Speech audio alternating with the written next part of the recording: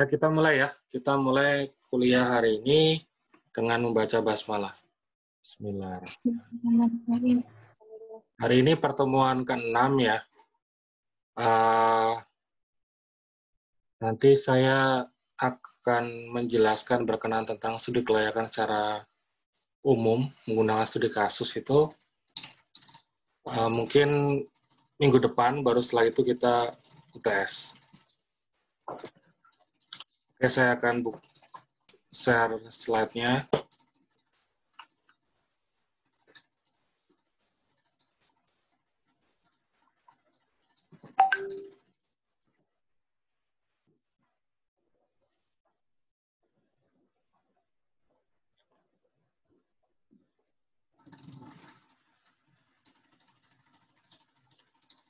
Oke, di studi kelayakan bisnis aspek keuangan 2 ini ya, ini berkenaan tentang penilaian kelayakan menggunakan perhitungan-perhitungan keuangan, terutama di investasi, berkenaan tentang layak atau tidaknya investasi itu dilakukan.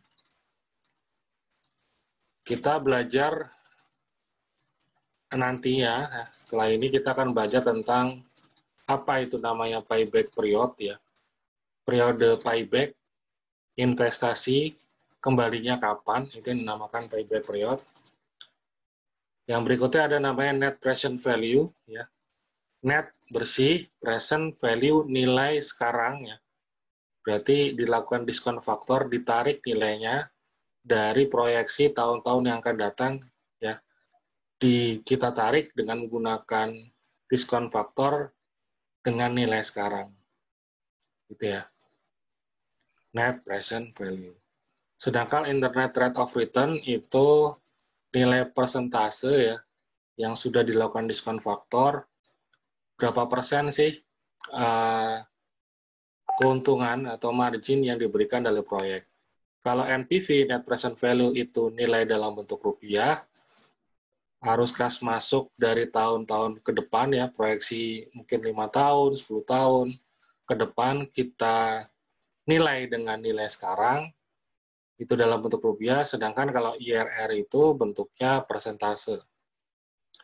Setelah itu ada namanya return on equity sama return on asset. Ini hanya sekedar informasi saja.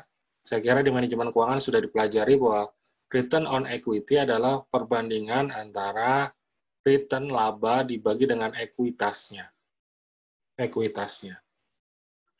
Jadi kalau misalnya bicara tentang investasi, ekuitas itu adalah modal sendiri. Sedangkan return on asset berarti laba dibagikan dengan aset secara keseluruhan. Break even point ya, tolong bedakan antara payback period dengan break even point. Kalau payback period investasi ya, terus ada pendapatan, ada beban, ada selisih arus kas. Nah, selisih arus kas itu mengurangi nilai investasi berapa tahun kembalinya modal. Sedangkan kalau break even point itu bicara tentang berapa sih yang harus volume dijual ya, ketika fix cost-nya itu sudah ditetapkan. Contohnya misalnya saya jualan bakso, saya ingin tiap hari dapat keuntungan, dapat uang ya, uang balik ya, uang pulang ke rumah itu misalnya 200.000. Nah, biaya-biaya lainnya yang variable cost misalnya butuh modal untuk harian misalnya 100.000. Saya berarti minimal harus dapat 300.000 tiap hari. Nah, 300.000 itu berapa mangkok gitu ya. Kalau harganya 20.000, ya 20.000, untungnya modal sama keuntungannya yang ingin saya bawa balik adalah 300.000, berarti saya butuh berapa mangkok tuh? 300.000 dibagi 20 mangkok, itu sekitar 20.000 kali 10, 200, berarti butuh 15 mangkok. Itu kalau 20.000, kalau harganya 10 ribuan, berarti saya butuh paling nggak 30 mangkok. Gitu. Nah, itu break-even point bicara tentang itu. Berapa balik, ketika ingin impas antara pendapatan dengan beban, itu berapa sih gitu ya. Nah, kalau pengen dapat laba, ya berarti harus di atas itu. Di luar dari gaji yang saya inginkan 200.000 tiap bulan beserta modal kerjanya 100.000. Itu namanya break-even point. Nah, profitability index itu bicara tentang perbandingan antara benefit dibandingkan cost, atau bisa disebut benefit cost ratio. Dan ada juga namanya profit margin. Nah, ini sekilas-kilas ya. Kita bicara tentang analisis break-even point, suatu kondisi di mana pada periode tersebut perusahaan tidak mendapatkan keuntungan dan juga tidak menderita kerugian ya. Jadi saya modalnya 100.000, terus gajinya 200 ya, beban fixnya 300.000, jadi saya butuh, kalau harga baksonya 10.000, butuh 30 mangkok ya. Nah, itu namanya break even point. Sedangkan net present value adalah metode net present value adalah selisih antara benefit ya. Selisih antara benefit dengan cost, dengan pengeluaran yang telah di present value-kan, yang telah nilainya dinilai sekarang kan. Kan arus kasnya di masa depan bisa 5 tahun, 10 tahun, dan sebagainya, kita tarik nilainya dengan nilai sekarang. Kriteria NPV ini mengatakan bahwa proyek yang akan dipilih apabila net present value-nya lebih besar daripada 0. Dan tergantung dari diskon faktor yang kita setting ya. Harus 10% kah, 14% kah, 8% kah, seperti itu. Tergantung dari masing-masing perusahaan targetnya berapa. Kalau targetnya harus di atas 10%, berarti harus menggunakan diskon faktor 10%. Metode internal rate of return adalah tingkat diskon rate yang menyamakan present value of cash flow dengan present value of investment. Jadi dibandingkan dengan arus kas dengan present value investasi. Kriteria investasi IRR ini memberikan pedoman bahwa proyek yang akan dipilih adalah internal rate of return lebih dari keuntungan yang disyaratkan. Contoh syaratnya adalah 10%.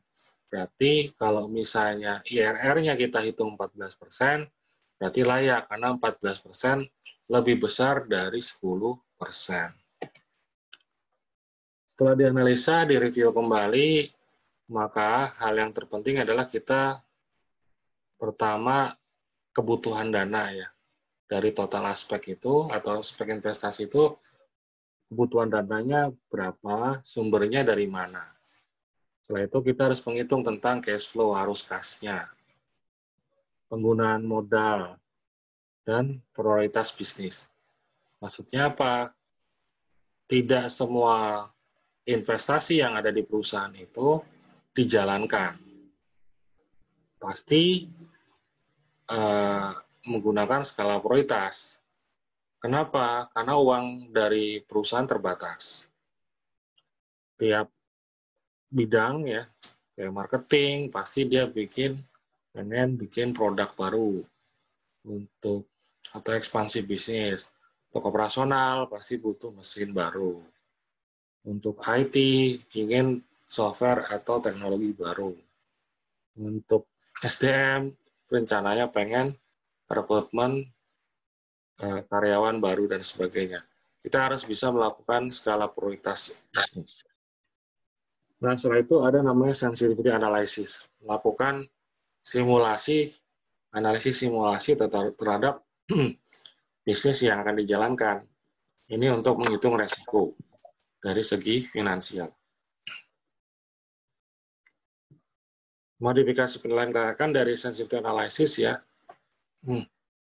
di laba rugi atau di arus kas. Atau kita juga bisa melihat dari cost effectiveness, keefektifan dari biaya. Dan multi-purpose analysis, jadi analisis dari berbagai macam tujuan. Nah, ini contohnya sensitivity analysis ya. Misalnya 2007 sampai 2011 ya. Kalau misalnya pendapatan dari bisnis makanan dan minuman ini naik 7%, pendapatan lain-lainnya tetap tidak naik gitu ya.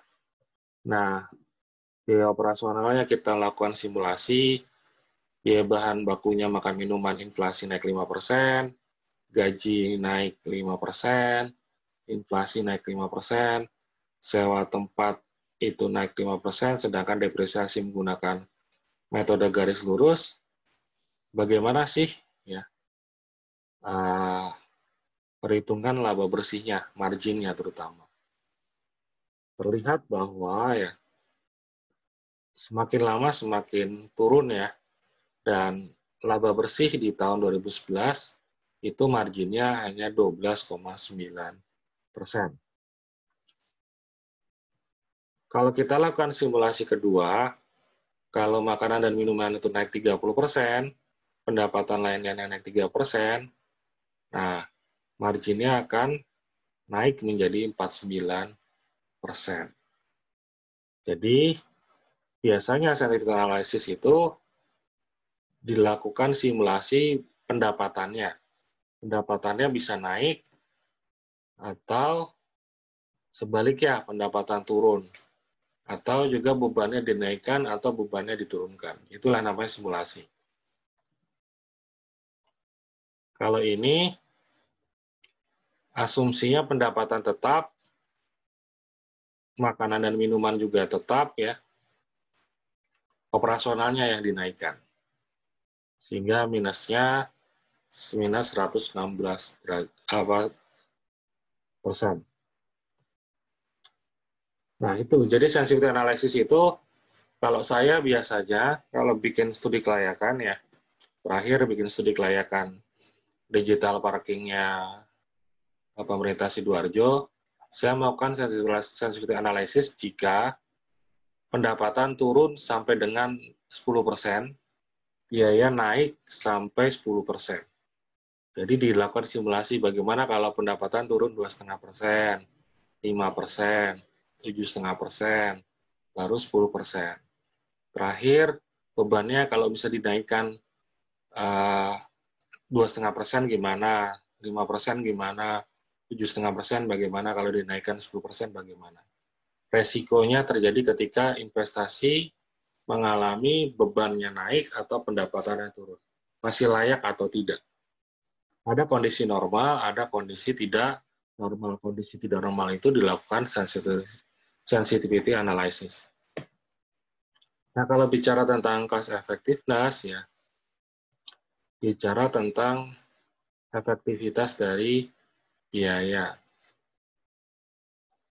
Nah, ini kalau misalnya biayanya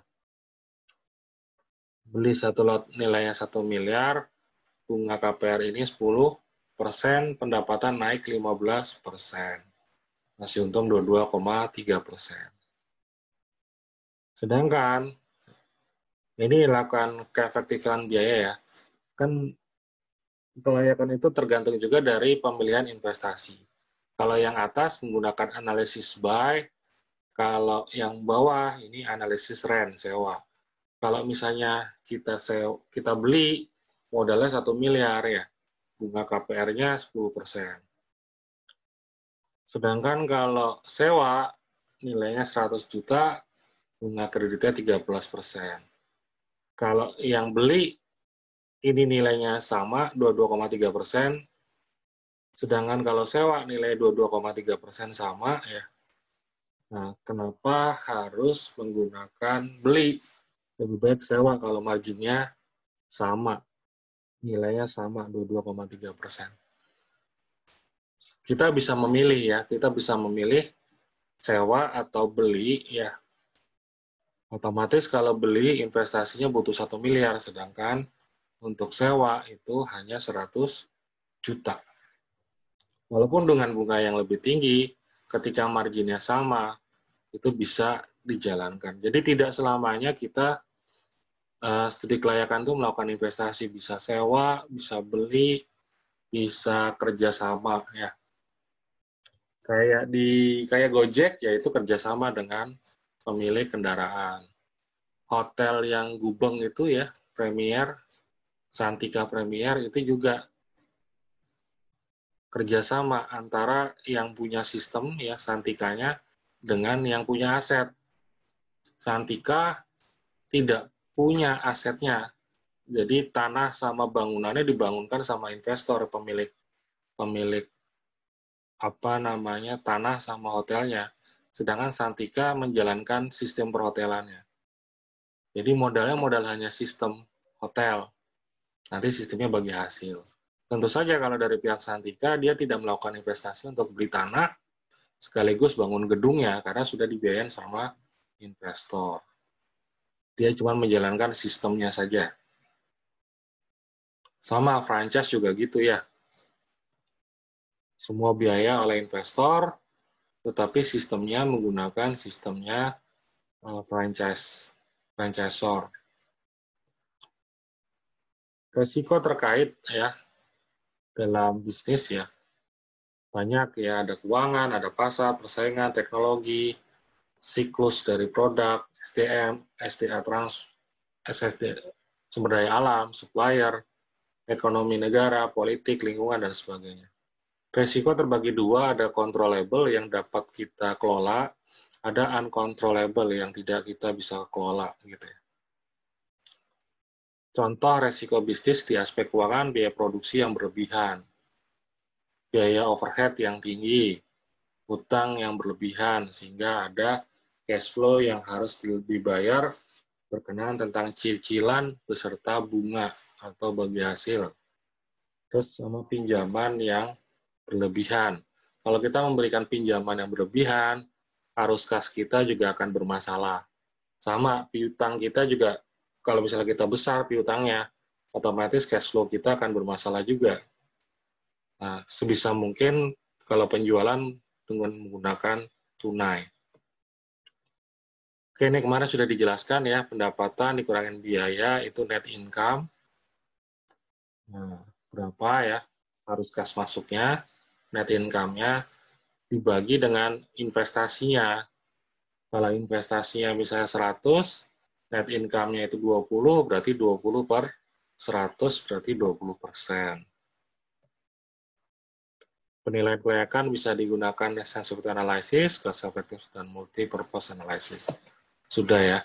Tahapan studi kelayakan adalah tahapan persiapan, terus kita mengumpulkan data dari semua aspek, datanya bisa menggunakan primer atau kita menggunakan benchmark perusahaan atau yang ada di Google yang sudah melakukan studi kelayakan yang sama. Tahapan pengelolaan dan analisis data, dan tahapan penyusunan buat laporan. Oke, ini tugas keuangan ya, dikumpulkan minggu depan. Oke, saya akan menjelaskan berkenaan tentang caranya membuat mengerjakan dari soal ini. Dan NIM genap sama NIM ganjil dibedakan ya, diskon faktornya. Genap itu 12%, ganjil 14%. Oke, sekarang kita akan membahas soalnya. Proyek A dan proyeknya membutuhkan investasi 200 juta. Diskon faktornya 10%. Pemasukan proyek A pada tahun 1 dan 2 adalah 75 juta. Sedangkan tahun ketiga adalah 165 juta. Pemasukan proyek B konstan ya, 105 juta. Nah, hitung NPV, PI, IRR, dan payback pada proyek A. Hitung NPV, PI, IRR, payback pada proyek B. Terus baru dibandingkan investasi mana yang lebih baik, proyek A atau proyek B. Oke, saya akan coba menjelaskannya menggunakan Excel ya.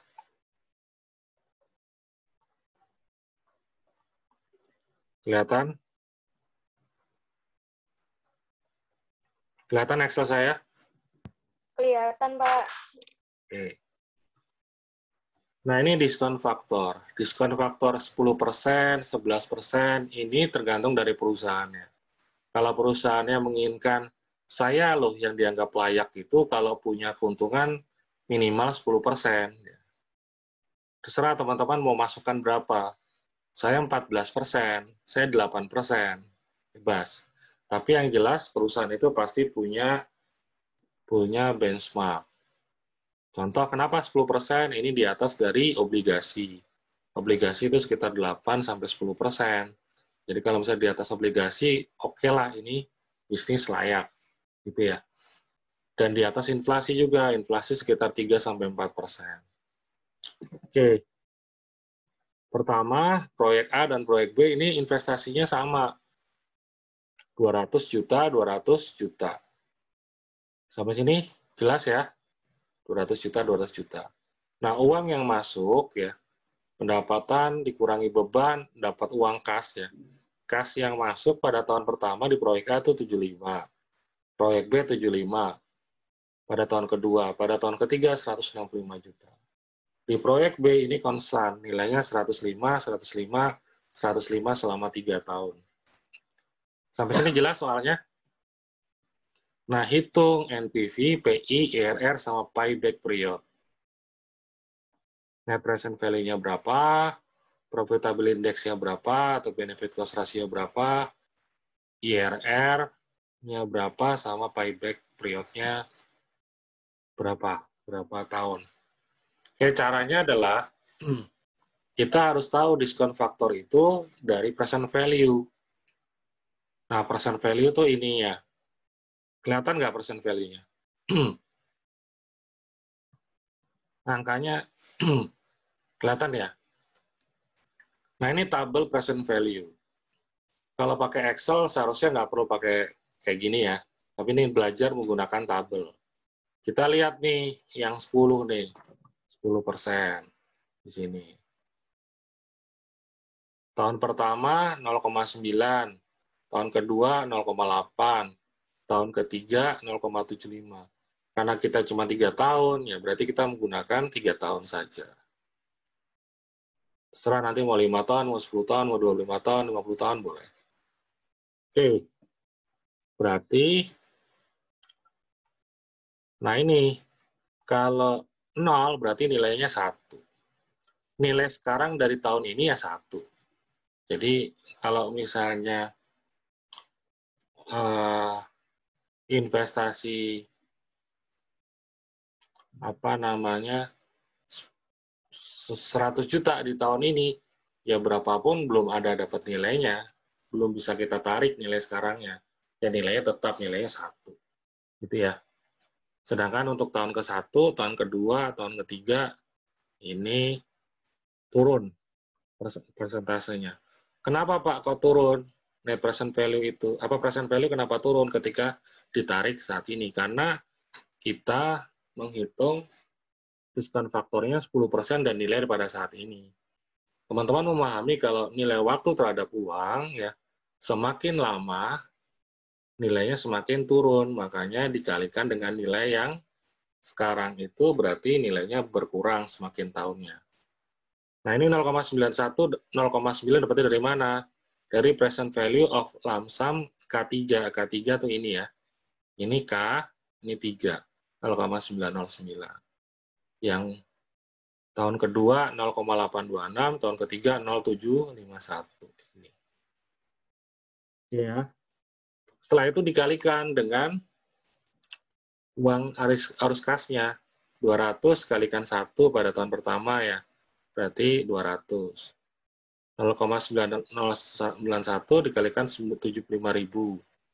68. 0,8 dikalikan 75.000, 61. 0,7 dikalikan 165.000, 123. Nah, ini dijumlah. Nah, 200 juta itu kan di awal kan dikeluarkan, berarti tandanya minus ya. Sama harus kas masuknya 68 sekian, 61, 123, sehingga masih positif 54.000.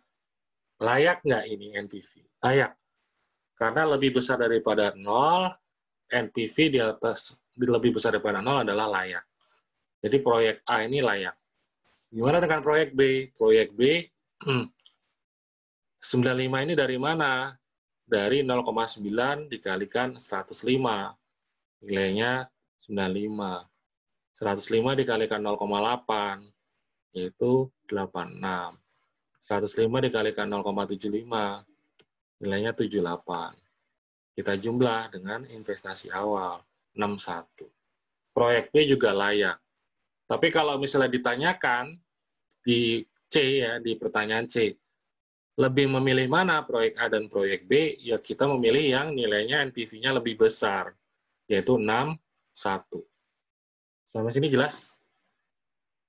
Itu untuk yang NPV. Untuk yang profitable index ya, nah investasi awalnya kan 200 ya, ditambah kelebihannya 54, dibagi dengan investasi awal 200, 1,27. Sedangkan ini 261, 200 tambah 61 ya, dibagi 200 itu 1,3. Profitable index atau benefit cost ratio, perbandingan antara benefit dibandingkan dengan cost, ketika benefitnya lebih besar daripada cost, lebih besar daripada 1, itu layak. 1,27 layak, 1,3 layak. Cuman kalau memilih proyek mana yang lebih baik, ya berarti namanya proyek B. Karena 1,3 lebih besar daripada 1,7. Sampai sini jelas? Jelas ya? Oke, sekarang kita bicara payback dulu deh. IRR itu paling sulit. Payback. Kita bicara tentang payback. Kembalinya investasi itu semakin cepat, semakin baik. Nah, kita hitung payback ya. Nah, investasinya 200. Dikurangin 75 arus kas awal ya. Apa tahun pertama. 200 kurang 75 itu 125. 125 dikurangin 75 masih ada 50. 50 dikurangi 165 sudah balik modal ya. Minus 115. Nah, berarti kan kita udah pasti melihat berapa 2 tahun lebih ya. Karena masih ada sisa 50.000. 2 tahun lebih berapa ya? 2 tahun lebih berapa? Lebih 0,33. Dapat dari mana 0,33 itu? Dari 50 dibanding dengan 165. Jadi 2 ditambah 0,3 yaitu 2,3 tahun. Udah ya? Saya punya uang 200 juta, tahun depan dapat 75, tahun kedua dapat 75, tahun ketiga dapat 165. Uang saya 200 juta itu balik modalnya kapan? Yaitu 2,3 tahun. Sedangkan kalau yang ini bagaimana? 200 dikurangi 105, 95. Rupanya ketika dikurangi 105 lagi sudah minus. Berarti 1 tahun ini sudah 1 tahun berapa? Nah, 1 tahun 0,9. 95 dibandingkan dengan 105. Berarti 1,9 tahun. Sampai sini jelas? Lebih cepat mana? Lebih cepat balik modal yang proyek B. Berarti proyek B lebih baik daripada proyek A. Oke, sekarang kita bandingkan dengan persentasenya. Cara menghitungnya, yang sulitnya IRR adalah kita mencoba-coba di sini nih. Di bagian ini mencoba-coba. Kok mencoba-coba, Pak? Iya. Nanti tabel kita kalikan dengan berapa sih persentase yang mendekati 200.000 gitu ya. Ini arus kas masuknya kan untuk proyek A kan 75, 75, 165. Untuk proyek B itu 105, 105 ya. Nah, berapa persen sih gitu ya. Kalau yang NPV kan diskon faktornya sudah diketahui 10%. Sehingga tinggal persen value-nya itu dimasukkan dikalikan dengan uang arus kasnya. Sedangkan kalau ini yang dicari itu ininya yang dicarinya. Yang dicari adalah persennya kalau IRR itu. Nah, nilai berapakah persen ini ketika harus mendekati 200.000 gitu. Nah, teman-teman harus melakukan analisis ya. Melakukan analisis. Mencoba. Kalau misalnya, ini contohnya, 75 dikalikan berapa agar bisa nilainya 200 gitu.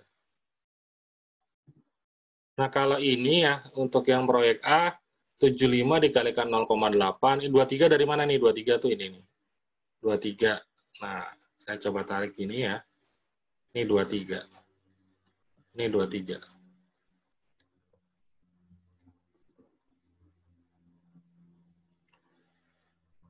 Ini tidak, kalau misalnya manual, tidak bisa digunakan perhitungan ya, apa namanya, ya bisa sih menggunakan Excel bisa. Tapi kalau ujian, cara manualnya harus menghitung ya. Menghitung, kalau teman-teman tidak dalam kondisi pandemi kayak gini, tidak diperbolehkan buka Excel ya, menggunakan kalkulator saja. Jadi pas ujian itu, saya tidak memperbolehkan menggunakan Excel, hanya memperbolehkan kalkulator. Jadi teman-teman biasanya mengeluh di menghitung di sini karena menggunakan metode coba-coba. Ini 75 kali berapa ya, persen value-nya agar ketika dijumlah mendekati 200.000. Nah, untuk yang IRRA ya, ini menggunakan 23%, 0,813 dapatnya dari sini, 0,813 ya. Saya coba warnakan saja yang berbeda ya, sebentar. Ini menggunakan misalnya orange. Ya, ini menggunakan orange. Oke, kalau menggunakan 23%, nilainya 199.218.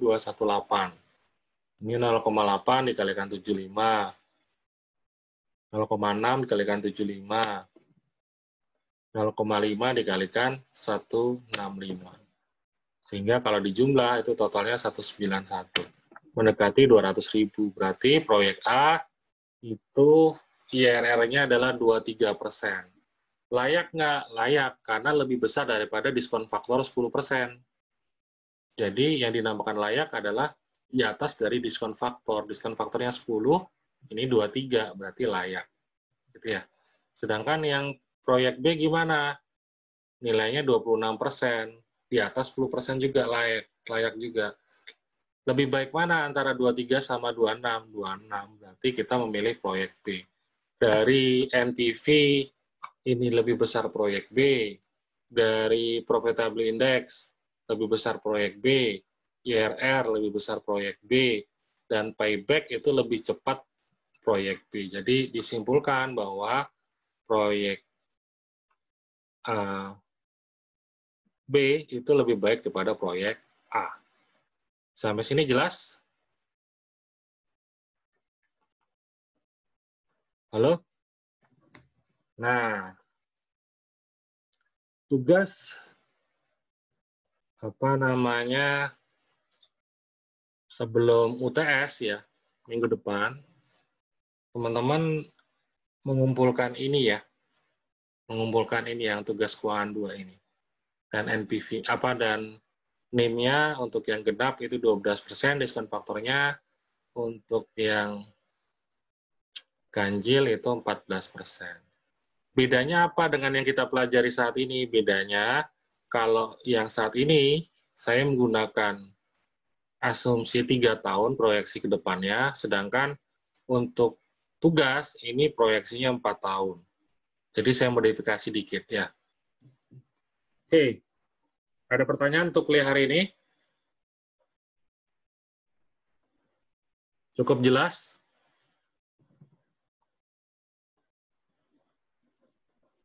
Cukup jelas nggak? Bisa ya?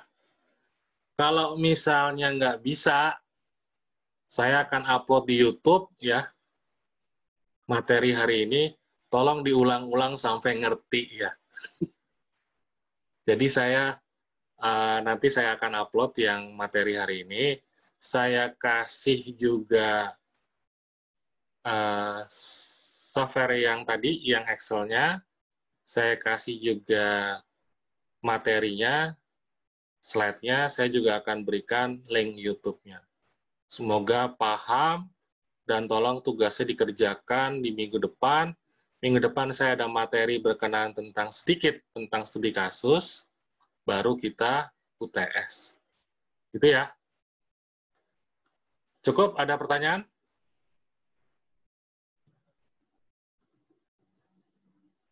Puasa pertama harus semangat ya. Masih ngantuk? Iya, bisa sahur ya. Oke. Cukup jelas? Pak, maaf, itu absennya lewat Zoom ini atau ngelis di grup, Pak? Gini aja, ini saya print screen, ya. Saya print screen. Silakan nanti yang ada fotonya di print screen ini, silakan diketik nomornya 1, 2, 3 gitu ya. Kan sama aja. Kecuali kalau misalnya tidak ada masalah di Sipodu. Yang tidak ada masalah dengan Sipodu ya silakan absen di Sipodu ya. Paham ya? Paham, Pak. Oke. Cukup ya kuliah hari ini ya. Kalau itu cukup, kita tutup dengan baca hamdalah. Alhamdulillah. Alhamdulillahirabbil alamin. Waqifaratul majelis. Subhanaka Allahumma bihamdika asyhadu an la ilaha illa anta astaghfiruka wa atubu ilaik. Sekian, ketemu minggu depan. Assalamualaikum warahmatullahi wabarakatuh. Waalaikumsalam warahmatullahi wabarakatuh. Ini saya print screen sebentar, jangan keluar dulu. 1, 2, 3. Oke, terima kasih.